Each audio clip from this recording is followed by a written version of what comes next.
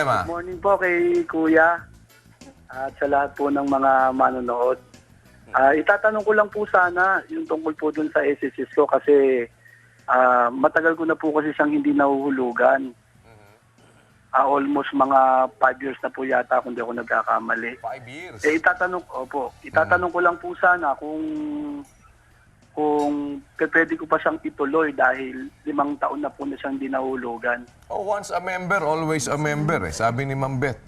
Kaya parang mas mabuti pa nga yung SSS member. Pagka member ka na forever. Yung mga asawa, minsan, hindi asawa forever eh. Walang forever. Sa SS na yung forever. Ayos! May sundot ha? Talagang may pang slogan ka pang binibitawan, Ma'am Beth ha? Sige, anong masasabi mo dyan, Ma'am Beth? Okay lang na ituloy niya yung paghuhulog bilang voluntary member. So, hindi mo naman kailangan bayaran yung mga nag-gap o yung 5 taon na Hindi na mo bayaran. nahulugan. Kasi walang retroactive payment pag voluntary, self-employed at saka OFW. So, ituloy mo lang at makakapili ka kung magkano kaya mo buwan-buwan na hulugan. So pwede, basta wala na siya, kumbaga, walang penalty, walang, sabi mo, walang Pag-contribution. retroactive, So, tutuloy lang. Basta kahit may loan siya, pwede siya magtuloy ng hulog. So, ang depende na lang kung magkano yung kaya niya as individual, voluntary member. Paano Ma'am Beth kung may utang siya? Ang mas maganda, bayaran niya rin voluntary. So babayaran muna yung utang or pwede sabay? Sabay. Ayun, Marlon, Opo, nagtatrabaho ka ba ulit ngayon sa company or what? ano po ako taxi driver po ako, Kuya. Okay. Pwede naman daw pala na ituloy din. Hindi, pero di May ba operator usually siya. pagka mga taxi drivers, depende rin kung paano bang ng mga taxi. Company. Di ba yung Tapos yung boundary nila, tapos yung pwede per rin. month na total no, pwede siya i-remit ng employer. May share yung employer. Pero hindi yun compulsory. Compulsory. Compulsory yun kung Operator, halimbawa na mga taxi company yan. Pero paano kung halimbawa sarili mo lang yung taxi? Okay, Nag-Uber self-employed. yata yan, kuya eh. Self-employed. Ano ba, Marlon, yung taxing nilalabas mo? Sa Sa kanya. kumpanya, ano ka ba o sarili mo? Ano po yun? Sa company po yun ng sa Nueva Valenzuela. So may company. Bakit wala ba kayo dun sa SSS sa company nyo? Sa ngayon po kasi wala po pero baka po kasi magkaroon daw sabi po ng operator. Ilan ba ang taxi ng operator Ano nyo? mangyari sa inyo? Nasa mga 17 po yata, mga ganun po. Paano masasabi mo dyan? Bawal yun, Ma'am Beth? Bawal. Pwedeng Magreklamo. file ng reklamo. Kasi kung anong mangyari sa inyo in time na nagda-drive kayo or yung ang sasagot diyan yung employer, liable siya. Tulad din nangyari natin sa Kentex. So, Dapat kasi- yung operator, magrehistro siya nung- i-rehistro sila at ipagbayad sila ng SSS. SSS. Kinakaltas yun. sa kanila yung Sa share boundary. nila. Tapos sa boundary. Bali, merong kalahating share yung employer.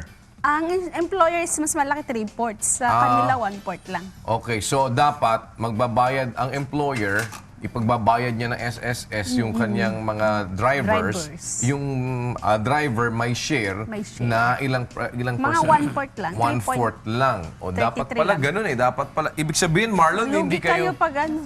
hindi kayo pinagbabayad ng SSS? Sa ngayon po, hindi, pero magkakaroon daw po yata talaga ng ganun.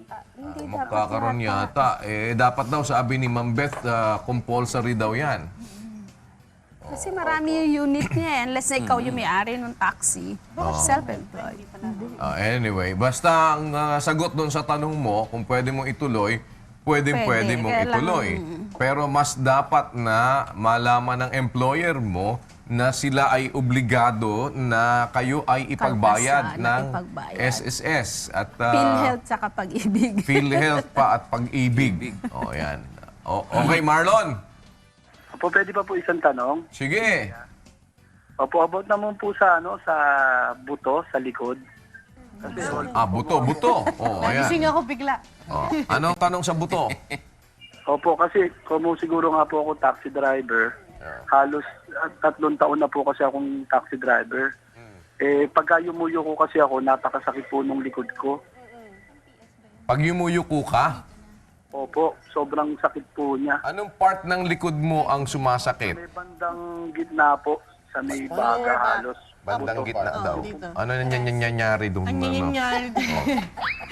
Alam mo, Marlon, kasi dahil nga sa nagde-drive ka, matagal ka nakaganyan, isa lang yung position mo. So, nangyayari, tumitigas yung, ang nangyayari, Oo. tumitigas yung muscles mo sa likod mo. So, ang pinakamaganda dyan, every time wala kang pasyente, customer, bababa ka. Pasahero. Oh. Tapos mag-stretching ka.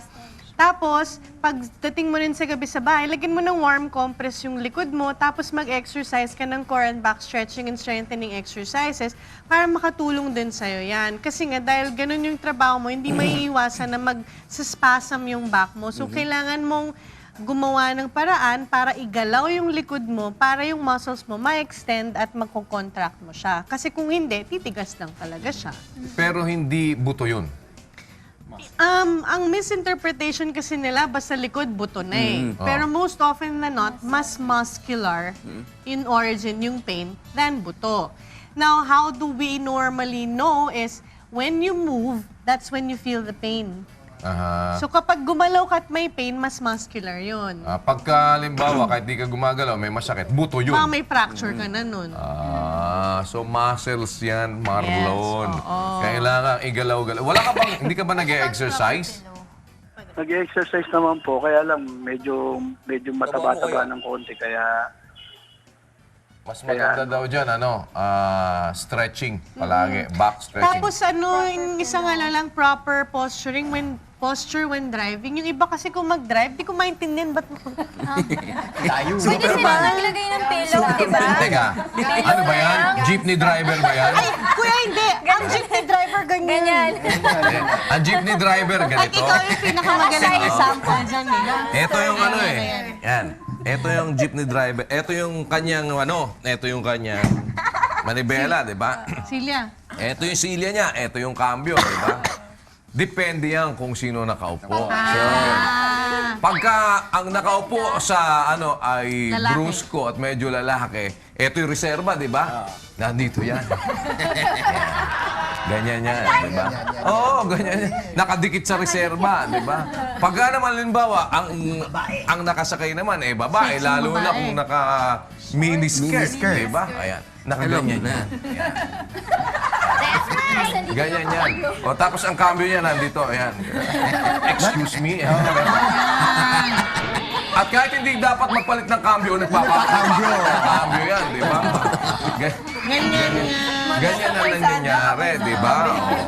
So, kailangan pag nagde-drive tayo, diretso yung likod, yung arms, medyo nakaganyan lang. Hindi naman yung sobrang layo. Hindi ko talaga maintindihan. Hindi, pero alam mo, Alam mo kung bakit? Nagpapabilis raw ng kotse yan eh. We, kasi hindi niya maabot, nagagano. Parang race Hindi, driver. pero eh. alam mo, yun ang dapat siguro din mapagtuunan ng pansin yun doon sa program sa Manibela. ayan, kuya. Alam mo, madalas kasi talaga makikita mo, hindi mo malaman kung gusto mo matulog nung Correct, nagmamaneho. diba? Hindi. Hindi ko maintindihan kung may nakikita Parang pa ba race sila driver ang eh. dating. Hindi nga eh. Alam mo yung race driver? Oo, race driver, Pag race ganyan. driver ka, ganyan eh. Tsaka talaga, mas malapit. Hindi, pero ibig sabihin, hindi sila kung mag-gano-ganon eh. Oh, nakahiga, ganyan. Talagang hindi na nakikita. Kala nila Formula 1 Nakaslat kasi. na nakaslat na gano'n, nakahiga. Tapos maintindihan kalayo-layo dun sa Nakala mo tangkad, pedals, no? di ba? Oo. Pero naka-tiptoe na halos na gano'n. Ginaganon niya yung... Hindi ko Mas malaman kung ano. nakakaantok pa yan. Yan. Mas nakakaantok pa yun. Hindi, parang siguro dahil Relax daw talagang sila eh. gusto nila. I don't know. Pillow. Pero yun, Relax. pwede maglagay ng pillow Pillow. sa back. Lumbar support. Tapos diretso yung likod. Diretso lang na gano'n. Tapos pagka nga, sabi ni Doc Jack, pagka wala kang pasahero, pag nakapila ka or something, baba ka, tapos, Stretch. alam mo, ito, magaling to. Yan. Ha? Ibang klase to. Parang naalala ko nung bata ako na lumalagpas yung ulo sa tuhod. Oo nga. Ito makikita ko to, ano ba, nagbabaliba ng buto ko. Konti lang, konti lang. Di ba, no? Parang, pakita mo nga, Wala Doc ngayon. Jan. Ay, wala ngayon. Bakit mo na lang yung 1 month naka-break ngayon. Naka-break. Matigas. Ganun ba? Malamig sa Italia. Ganun. Kaya ako, yung ako nagpupunta dyan sa Italia. Minsan ako nagpunta sa Italia. Hindi ka makalabas. Umuwi ako ulit eh. Umuwi ako, naparebook ako. Kasi si Arlene hindi rin makalabas eh. Maglabas na lang. Papunta kami ng bundok noon. Nasa Milan kami. Paakyat kami ng bundok kasi meron kaming titingnan na yung mga broadcast equipment. Dadalhin ako ng may-ari ng transmitter, yung nagbebenta ng mga transmitter doon sa site nila. Kaso grabe, ang lamig. Ang nakapal ng yelo. Tapos sa Paris, hindi ka makalabas.